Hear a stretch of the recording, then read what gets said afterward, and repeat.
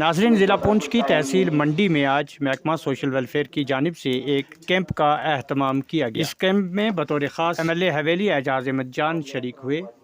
जिनके हाथों माजूर अफराद में बैसाखियाँ, ट्राईसाइकिल, व्हील चेयर और कानों की मशीन के अलावा दीगर अशिया ज़रूरिया उनमें तकसीम की गई। इस मौका पर MLA हवेली ने महकमा सोशल वेलफेयर ऑफिसर मोहम्मद आज़म राथर को मुबारकबाद पेश की। तहसील सोशल ऑफिसर मोहम्मद आज़म राथर ने मेहमान खुसूसी MLA हवेली एजाज अहमद जान का शुक्रिया अदा किया और आए हुए तमाम तार माजूरीन को भी इस कैंप से इस्तेफ़ादा हासिल करने पर उन्हें मुबारकबाद पेश की। मज़ीद जानकारी के लिए देखें हमारी ये ख़ास रिपोर्ट।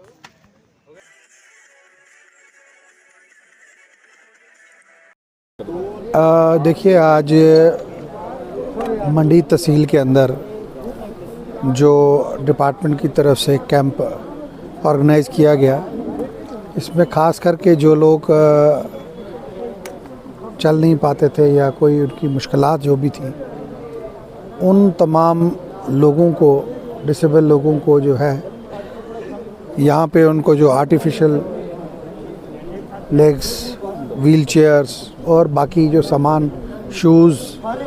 काफ़ी चीज़ें जो हैं वो डिपार्टमेंट की तरफ से प्रोवाइड की गई। और गवर्नमेंट की जो एक पॉलिसी है, जिसमें जनाब उमर अब्दुल्ला साहब ने ये हिदायत दी है तमाम डिपार्टमेंट्स को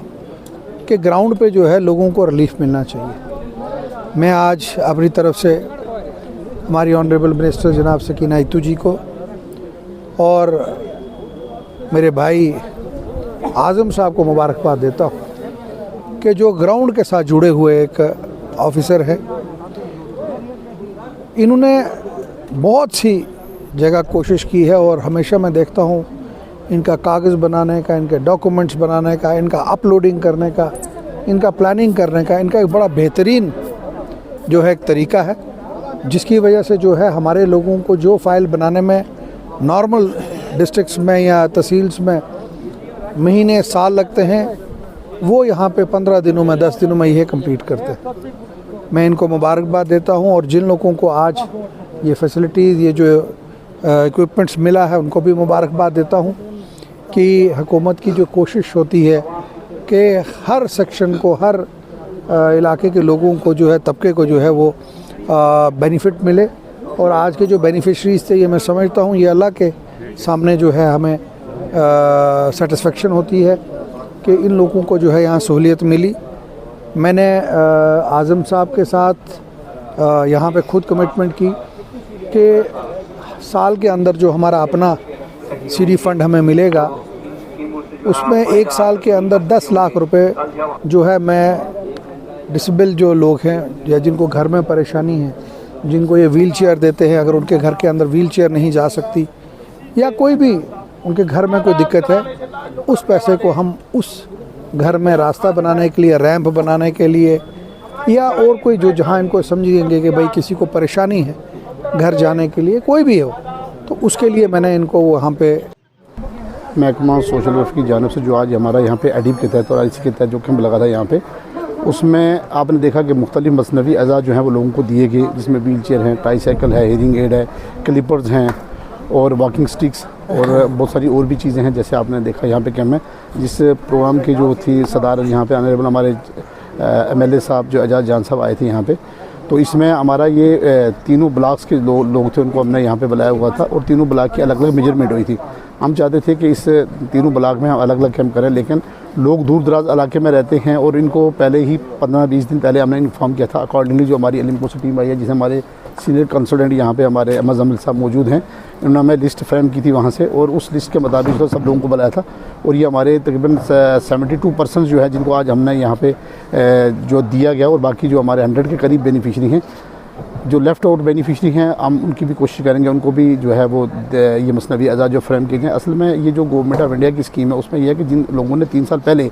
कोई भी एज़ा इनमें से जो लिया है, जैसे ट्राईसाइकिल, व्हील चेयर या कोई भी है, उसको 3 साल के बाद वो दोबारा अप्लाई कर सकता है। लेकिन यहाँ पे मैंने देखा कि बहुत सारे लोग जो हैं जिन्होंने एक बार लिया वो दूसरे साल फिर दोबारा आ जाते हैं। तो मेरी आपके माध्यम से लोगों से गुजारिश रही कि जिन्होंने 3 साल पहले लिया वो 3 साल के बाद दोबारा अप्लाई करें, उनको 3 साल के बाद दोबारा भी मिलेगी। और इसमें आज हमारे जो व्हील चेयर, ट्राईसाइकिल और जो ये दूसरे हियरिंग एड्स वगैरह ऑनरेबल MLA साहब के हाथों से यहाँ पे लोगों में तकसीम किए गए। और हमारी कोशिश यही रहती है कि जितने भी लोग ये माजूर हैं, दूर दराज इलाके में लोग रहते हैं, जिन चीज़ों को जिस चीज़ की ज़रूरत कोशिश हम करते हैं कि अपने डिपार्टमेंट से उनको मुहैया करवा के दें। या हमारी अलिम्को से सारी चीज़ें जो है वो बन के आई हैं, जिसके एडिडी हमारे सीनियर कंसल्टेंट यहाँ पे मौजूद हैं।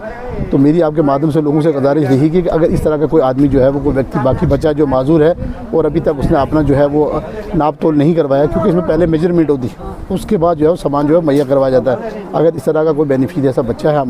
हमारे इलाके में, हमारी इस तहसील मंडी में, तो मेरी उनसे गुजारिश रही कि वो हमारे साथ रब्ता करें, अपनी रजिस्ट्रेशन कराएँ और फिर हम अपनी टीम को जो है वो कानपुर से जो है, जैसे हमारे REC श्रीनगर है, रिहेबिलिटेशन सेंटर श्रीनगर में, उनसे हमारे जैसे सीनियर कंसल्टेंट यहाँ पे हमारे साथ मौजूद हैं, इनको हम बुलाएंगे, मद्दू करेंगे, तो फिर आगे उन लोगों की भी मेजरमेंट की जाएगी। और आज स्कूटियों की फरामती में मेरी ये गुजारिश रही कि बहुत सारे लोगों ने जो है फार्मेलिटीज़ जो है वो कंप्लीट नहीं कर पाते, और फार्मेलिटी कंप्लीट ना होने की वजह से फार्म जो है वो रिजेक्ट हो जाते हैं। पहले जो लोगों ने फार्म के लिए ऑनलाइन अप्लाई किया था वो बल्क में एक बार फार्म सारे के सारे रिजेक्ट हो गए थे। वो इसलिए रिजेक्ट हो गए थे, पोर्टल एक्सेप्ट ही नहीं कर रहा था। उस हवाले से मैं लोगों से गुजारिश करूँगा जिन लोगों ने स्कूटी के लिए अप्लाई किया हुआ है वो अपने फार्म अपने उस पोर्टल पर चेक करें, क्या इनको स्कूटी का फॉर्म जो है वो रिजेक्ट हुआ है या सिलेक्ट हुआ है या फॉरवर्ड हुआ है, क्या हुआ है, उसका स्टेटस क्या है, क्योंकि सारी स्कीमें ऑनलाइन हैं। इसमें बड़ा ट्रांसपेरेंट मैनर है, इसमें कुछ तरह की है नहीं। बाज़ मतलब लोग क्या करते हैं कि एक बार फार्म किसी ने भरवा दिया और वो लोग क्या करते हैं फार्म के पीछे फॉलो अप नहीं करते, देखते नहीं है। उस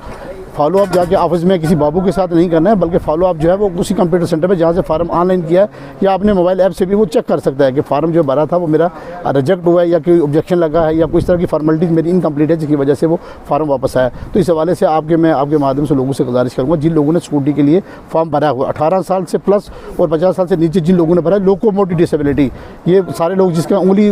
कटी हुई है वो भी स्कूटी के लिए फॉर्म भरा है। तो इस तरीके से बल्क में फार्म जो है वो रिजेक्ट भी हो गए। तो मेरी आपके माध्यम से लोगों से गुजारिश है कि वो फार्म अपने फार्म का स्टेटस देंगे, और अगर इस तरह के कोई लेफ्ट आउट बेनिफिशियरी हैं वो आप भी फार्म भरवा सकते हैं। ये 31 मार्च तक की स्कीम नहीं है, ये मतलब लाइफ लॉन्ग स्कीम है, फॉर एवर के लिए स्कीम है, जब तक ये हमारा स्टेट रिहेबिलिटेशन काउंसिल जो है वो स्कूटी मुहैया करवाता है। तो इस तरह की अगर कोई बंदा व्यक्ति बचा है तो मेरी उनसे गुजारिश है वो भी फार्म अपना ऑनलाइन करें। शर्त ये है कि वो 40% से अबव डिसेबिलिटी हो और लोकोमोटिव डिसेबिलिटी हो।